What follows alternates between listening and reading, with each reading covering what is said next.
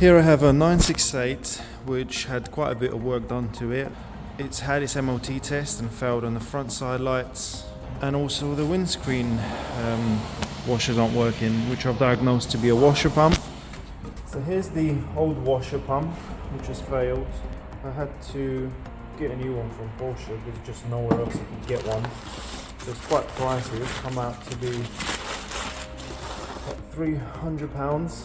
That's what it looks like compared to the one that was fitted there since the late 80s, early 90s. They've modified the fittings a little bit, possibly to stop the need of modifying the loom to have this connector. They just made it plug and play by doing that. I have a feeling this will likely corrode over time, so I might put a bit of grease inside the actual female spade on the car and hopefully prolong its life. So I'm gonna get fitting, and then obviously when this is done, sorted, have a look at the side lights.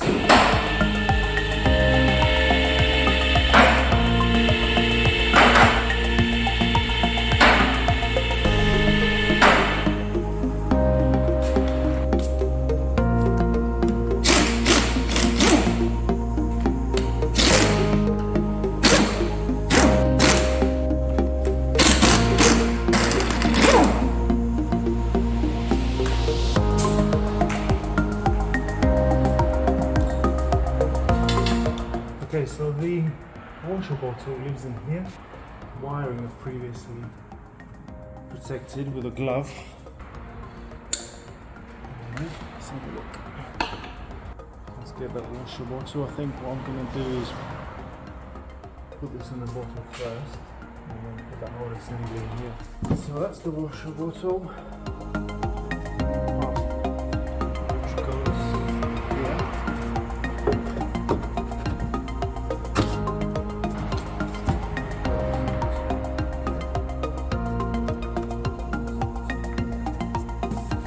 Right, let's get that fitted to the car so that we can test it. I'm going to try not to obstruct the process too much, but can't promise anything. Right, a bit of silicone grease on that seal just to help me then put the filler neck on. So when it's all dry, it's very hard to get things like that into place. Right, let's wipe my hands. Hopefully you can hear me with my back towards you.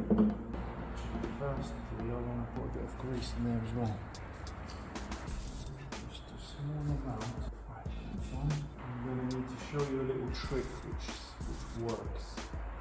This is now, it's not rubber anymore, especially the end bit. It's plastic now, so there's no chance it can slide that on. So what I'm going to do is get a heat gun, warm this up, and it softens it up, and then I can slide it on, and then obviously as soon as it cools down it turns into plastic again. Right, it should do the trick. Alright, let's try this, see what happens. And straight away it becomes extremely squishy for a limited period of time. It's on.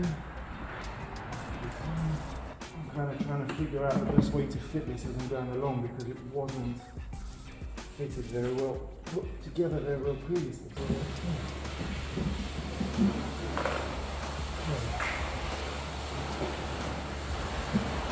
All I have to do now, put a nut on there, on this stud that's sticking out, and it just sits on that bracket there.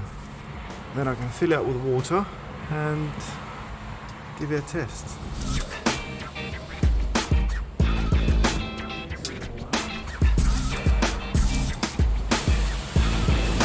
So here is where the filler neck is, and that's the extension to get in there.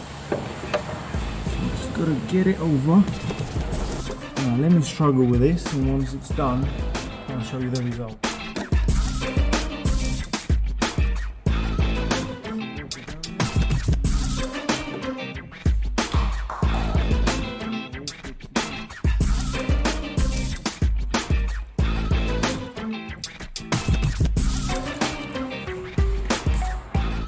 Oh gosh, it's just gone all over the floor.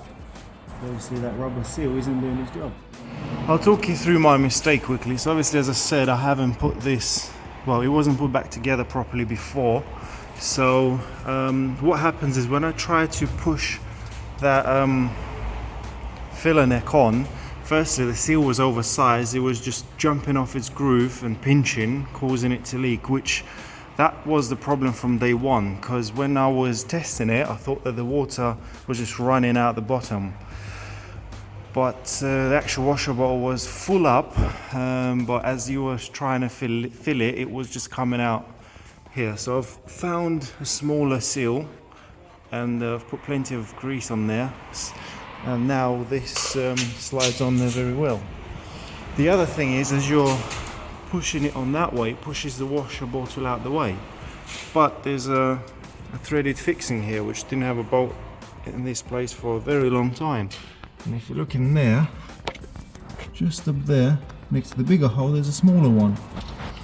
So I need to put a small, not a very long one, doesn't go that far, 10mm bolt, just to keep this washer bolt pressed up against the chassis rail, so I can then slide that neck on without this actually getting pushed back. So I'm going to attempt to assemble all of this.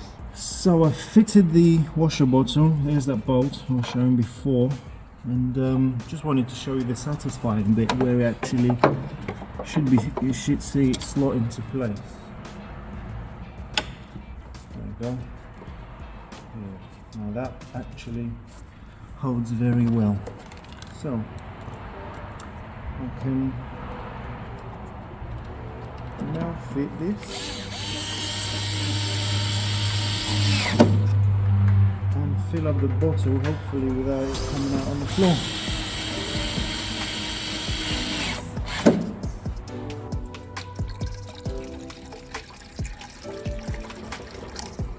That should be enough.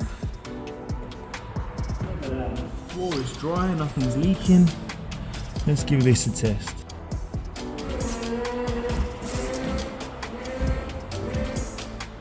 Perfect. So before I put this splash guard in, I'm gonna figure out why the side lights aren't working. I can get to the lights from inside here. So this is an indicator, and I thought this was the side light. But looking from the inside, it's blank. This has literally just got a chrome backing behind the yellow thing, so that isn't a side light. So looking with the light, so I was really, there has to be a side light somewhere, but as you can see just above the dipped and the main beam bulb, right at the top, you can see a side light bulb that's gone black. So what I need to do now is get to the back of the headlight and put a new bulb in. That's the same on the other side, and then test it. Hopefully you can see where I'm pointing at. It's just this bit there. I've not done this before, so I'm hoping all I have to do to get to that top bulb is just to take this cover off. Be extremely careful with this because it's silly expensive, these covers. There's one Phillips just there. Look too fun to get to.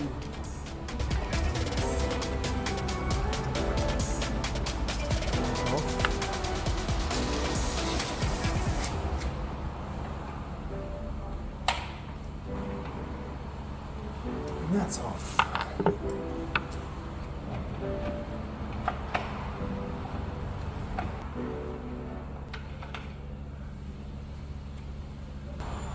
And there's the bulb.